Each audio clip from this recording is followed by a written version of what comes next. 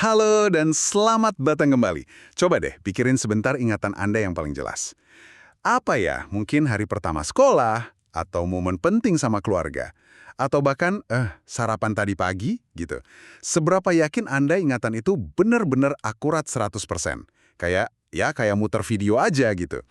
Hari ini nih, kita mau ngebahas sesuatu yang mungkin agak bikin nggak nyaman dikit. Kita akan kupas tuntas bab 6 dari buku The Suggestible Brain, karya Amir Raz, PhD. Judulnya aja udah provokatif. Sains andal tentang ingatan yang tidak andal dan mudah disugesti. Misi kita kali ini ya buat ngebongkar aja temuan sains yang nunjukin betapa lenturnya ingatan kita, gampang banget dipengaruhi. Dan kenapa kesadaran ini penting banget buat Anda dalam menghadapi banjir informasi sekarang ini. Pernah nggak sih, Anda yakin banget ingat sesuatu, taunya salah? Atau ngerasa cerita Anda kok jadi beda ya tergantung siapa yang nanya? Nah, ini dia. Kita coba telusuri bareng-bareng. Iya, ini topik yang fundamental banget ya. Kita sering nganggap ingatan itu kayak berangkas data pribadi kita yang solid gitu. Padahal, seperti yang ditekankan di bab 6 buku Razini, ingatan tuh lebih mirip proses rekonstruksi aktif, bukan kayak pemutaran ulang pasif. Jadi setiap kali kita mengingat, kita tuh sebenarnya lagi ngebangun ulang kejadian itu. Dan proses inilah yang membuka celah buat ketidakakuratan, buat pengaruh dari luar. Penelitian 100 tahun lebih loh yang dirangkum bagus di bab ini, itu konsisten nunjukin betapa rapuhnya memori kita. Oke, bab 6 ini langsung bilang ya, memori itu malleable, mudah dibentuk. Kedengarannya kuat banget istilahnya. Nah, secara praktis nih, pembentukan ini tuh bisa sejauh apa sih menurut sains yang dibahas Raz? Apa cuma sekedar lupa detail-detail kecil aja? Nyata jauh lebih dari sekedar lupa detail loh. Istilah malleable di sini tuh artinya ingatan bisa diubah secara signifikan. Detailnya bisa dikorupsi, integritasnya bisa dirusak, atau dalam kasus ekstrim, bahkan bisa diciptakan sepenuhnya dari nol untuk kejadian yang nggak pernah ada sama sekali. Buku ini ngutik banyak penelitian soal ini. Salah satu fenomena paling klasik yang dijelasin itu namanya misinformation effect, efek misinformasi. Efek misinformasi. Gimana tuh maksudnya? Nah, efek ini nunjukin gimana informasi yang Anda terima setelah suatu kejadian itu bisa meresap masuk dan ngubah ingatan Anda tentang kejadian aslinya. Contoh paling terkenalnya, yang juga dibahas di bab 6, itu serangkaian eksperimennya Elizabeth Loftus soal kesaksian kecelakaan mobil. Jadi partisipan nonton video kecelakaan, terus ditanya soal kecepatan mobilnya. Nah, disinilah sugestinya main. Gimana caranya sugesti itu masuk?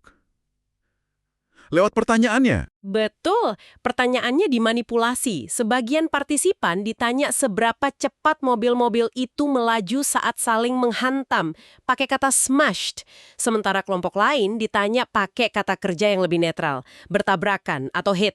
Hasilnya, kelompok yang dengar kata menghantam itu ngasih perkiraan kecepatan rata-rata yang, jauh lebih tinggi.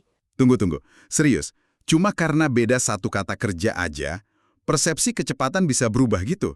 Ini kan implikasinya gede banget ya, buat cara kita nanya atau bahkan cara media ngelaporin kejadian.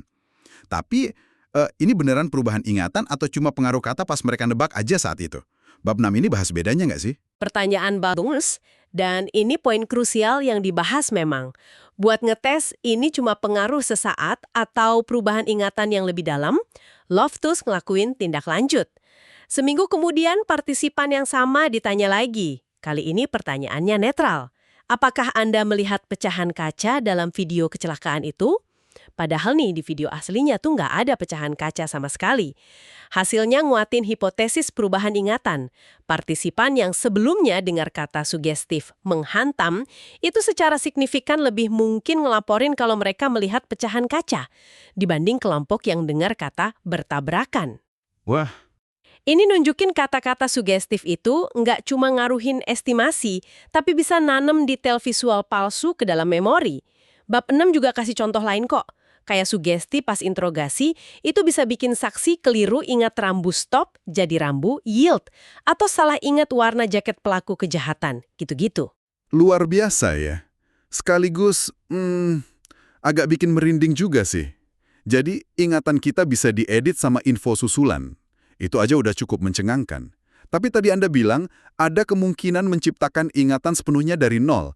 Ini kedengerannya kayak fiksi ilmiah banget. Apa bab 6 ini beneran ngasih bukti kuat buat itu? Bukan cuma ngubah detail loh ya. Emang kedengerannya kayak fiksi, tapi ya penelitian yang dirangkum di bab 6 ini nunjukin ini sangat mungkin terjadi. Bahkan dengan prosedur yang relatif sederhana. Ada metode standar yang dijelasin buat nanam memori palsu, sering disebut false memory implantation. Biasanya, peneliti bakal kerjasama sama anggota keluarga partisipan, misalnya orang tua atau kakak, buat dapetin beberapa cerita otentik dari masa kecil partisipan, pas umur 5 atau 6 tahun gitu. Oh, buat bangun kepercayaan dulu ya? Tepat. Itu penting buat bangun kredibilitas dan kepercayaan.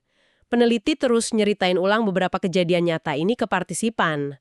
Nah, di antara cerita-cerita nyata itu diselipinlah satu cerita palsu bikinan peneliti. Tapi diceritain seolah-olah itu juga dari keluarga.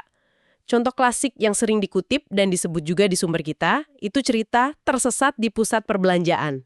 Oh, yang kayak, ingat nggak waktu kecil kamu pernah hilang di mall, nangis ketakutan, terus ditemuin orang baik, terus dibalikin ke keluarga, semacam itu? Persis kayak gitu.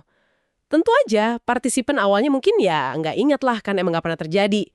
Tapi lewat beberapa sesi wawancara berikutnya yang ada unsur sugestifnya, misalnya peneliti bilang, coba ingat lebih keras deh, ibumu bilang kamu takut banget loh, atau pikirin deh suasana mall waktu itu kayak gimana.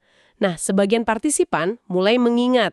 Mengingat pakai tanda kutip ya berarti. Iya benar, mereka mulai ngebangun narasi internal. Penelitian yang dirujuk di bab 6 nunjukin sekitar 25% atau seperempat partisipan dalam studi-studi ini nggak cuman akhirnya setuju kejadian palsu itu pernah terjadi, tapi mereka juga mulai nambahin detail-detail sensorik, emosi, gambaran visual mereka sendiri. Mereka nyiptain memori yang rasanya otentik buat mereka, padahal dasarnya fiktif. Seperempat itu lumayan banyak ya. Ini juga ngejelasin kalau memori palsu yang kompleks itu nggak cuma muncul di lab. Macam-macam faktor di kehidupan nyata bisa kontribusi. Kayak delusi dalam kondisi psikologis tertentu, beberapa teknik psikoterapi yang kurang hati-hati, latihan imajinasi yang intens banget, cara kita nafsirin mimpi, penggunaan hipnosis, paparan berulang ke info yang salah kayak dari hoax atau teori konspirasi, terus efek beberapa zat kayak ganja, atau bahkan ilusi sulap.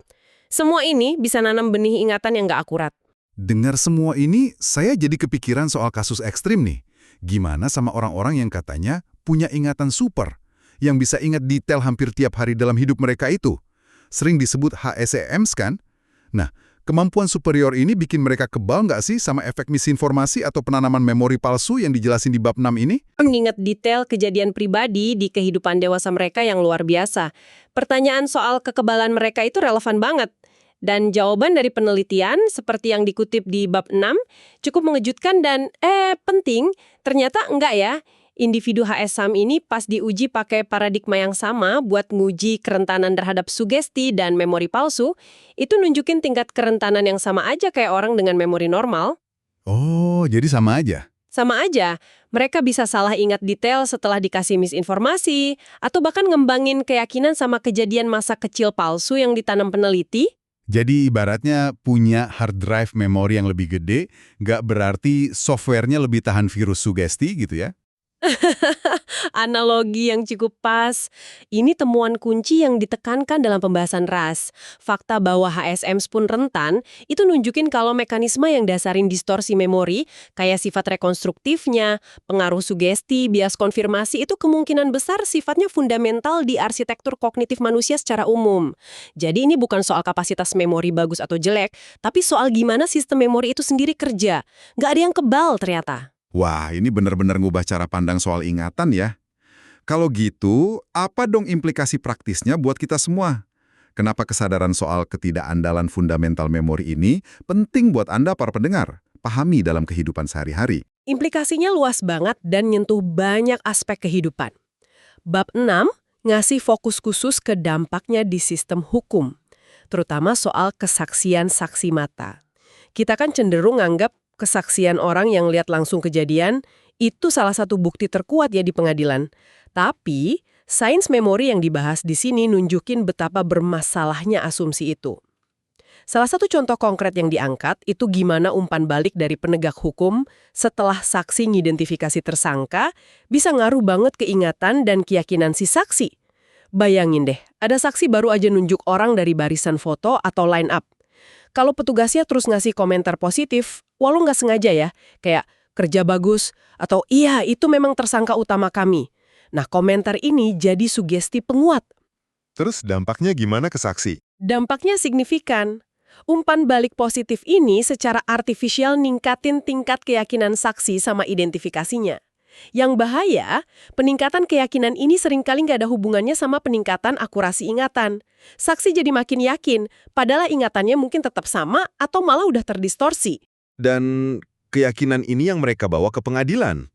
Pasti pengaruhnya besar. Tepat sekali. Saksi yang tampil sangat yakin di persidangan itu cenderung dianggap lebih kredibel sama hakim dan juri. Mereka juga lebih susah digoyahkan pas pemeriksaan silang sama pengacara pembela. Akibatnya bisa fatal. Kesaksian yang mungkin gak akurat, tapi disampaikan penuh keyakinan gara-gara pengaruh sugesti pasca kejadian, bisa jadi faktor penentu vonis.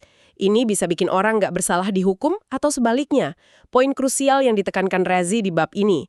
Kita harus misahin antara keyakinan seseorang dalam ingatannya sama akurasi faktual ingatan itu. Seseorang bisa cerita detail banget, emosional, kelihatan jujur, penuh keyakinan, tapi itu semua bukan jaminan kejadiannya beneran kayak gitu. Perlu verifikasi independen. Jangan cuma ngandelin kekuatan narasi saksi. Keyakinan itu indikator akurasi yang buruk. Juga yang disebut di bab 6, yaitu politik. Ada taktik namanya push poll. Ini kedengarannya kayak sesuatu yang perlu kita waspadai nih. Bisa dijelasin lebih lanjut nggak? Gimana ini nyambungnya sama sugesti memori? Iya, push poll itu contoh aplikasi strategis dari prinsip sugesti buat manipulasi opini publik. Seringnya dalam konteks kampanye politik. Penting nih dibedain sama survei opini yang beneran. Survei beneran tujuannya ngukur pandangan publik. Sebaliknya, push poll ini pura-pura ngukur opini, padahal tujuan sebenarnya itu nyebarin informasi. Biasanya info negatif, terdistorsi, atau bahkan palsu soal lawan politik buat ngaruhin responden. Cara kerjanya, seperti yang diurai di bab 6, itu dengan membungkus informasi negatif tadi dalam bentuk pertanyaan survei hipotetis. Misalnya nih, apakah Anda akan cenderung memilih kandidat X jika Anda tahu bahwa ia masukin klaim negatif palsu atau terdistorsi di sini? Pertanyaan ini bukan buat dapetin jawaban ya tidak yang berarti, tapi buat nanemin klaim negatif itu ke pikiran responden. Oh, jadi kayak nyuapin informasi negatif lewat pertanyaannya? Betul. Bab 6 ngasih contoh spesifik yang perlu kita sampaikan secara netral, ya sesuai sumber ya, dari pemilihan pendahuluan Partai Republik di South Carolina tahun 2000. Waktu itu, beredar push poll lewat telepon yang nargeting kandidat John McCain. Pertanyaan-pertanyaan di push poll itu secara sugestif nyebarin narasi palsu yang nuansanya rasial soal anak yang diadopsi dari Bangladesh. Tujuannya jelas buat ngerusak citra McCain dengan memanfaatin isu sensitif itu. Tepat. Tujuannya pakai sugesti dan info palsu yang dibingkai kayak pertanyaan survei buat secara diam-diam ngaruhin persepsi pemilih, ngejauhin mereka dari McCain, dan mungkin ngedeketin ke kandidat lain yang nyeponsorin push poll itu. Ini contoh gimana kerentanan kita sama sugesti bisa dieksploitasi dalam skala besar buat tujuan politik. Ini benar-benar nunjukin sisi manipulatif dari sugestibilitas yang dibahas di buku ini ya. Betul. Dan kesimpulan logisnya, seperti yang juga disaranin di bab 6, ya pentingnya kewaspadaan kritis. Sadar kalau taktik kayak push poll itu ada, dan paham mekanisme psikologis di baliknya, yaitu sugestibilitas kita itu, langkah pertama buat ngelindungin diri. Kemampuan buat ngenalin upaya sugesti, terutama yang isinya info nggak akurat atau bias, dan secara sadar nolak sugesti itu, jadi semacam pertahanan kognitif deh, di era informasi yang penuh potensi manipulasi ini. Jadi nih, setelah pembahasan mendalam kita berdasarkan bab 6 dari The Suggestible Brain ini, gambaran yang muncul cukup jelas ya. Ingatan kita itu bukan rekaman video yang sempurna, jauh dari itu. Lebih kayak adonan yang bisa dibentuk, dipengaruhi cara pertanyaan diajuin, sama info yang kita dapat setelah kejadian, sugesti halus maupun terang-terangan, dan bahkan bisa ngasilin produk jadi berupa ingatan soal sesuatu yang nggak pernah terjadi sama sekali. Kenapa ini penting buat Anda? Ya karena kesadaran ini ngasih kita kekuatan buat lebih kritis. Kritis sama klaim orang lain yang dasarnya ingatan mereka. Kritis sama cara info disajiin ke kita, di berita, politik, bahkan obrolan sehari-hari. Dan yang mungkin paling penting, kritis sama tingkat keyakinan kita pada ingatan kita sendiri. Mengutip Elizabeth Loftus yang karyanya banyak dirujuk di bab ini, ingatan seperti kebebasan adalah hal yang rapuh. Ya, dan pengingat terakhir yang penting dari temuan yang dibahas Raz, kerentanan terhadap distorsi memori ini bukan cacat personal atau tanda kelemahan, wah ya. Ini fitur bawaan dari cara kerja otak manusia. Fakta bahwa bahkan individu dengan ingatan super kayak HSM saja nggak kebal, itu negesin kalau ini bagian dari kondisi manusiawi kita dalam memproses dan nyimpan pengalaman. Nah, ini membawa kita ke sebuah pemikiran penutup nih buat Anda bawa pulang dan renungin. Kalau ingatan kita, yang jadi fondasi cerita hidup kita, ternyata segitu gampangnya dibentuk dan dipengaruhi kekuatan eksternal kayak sugesti, seberapa kokoh sih sebenarnya narasi internal yang kita bangun tentang siapa diri kita berdasarkan ingatan masa lalu itu? Terus, gimana caranya kita bisa menavigasi lautan informasi dan potensi misinformasi di sekitar kita, sambil tetap berusaha jaga integritas atau paling nggak kesadaran akan keterbatasan memori kita sendiri. Pertanyaan besar ya, nggak ada jawaban gampang, tapi penting buat dipikirin. Terima kasih sudah menyimak pembahasan kita kali ini, sampai jumpa di kesempatan berikutnya.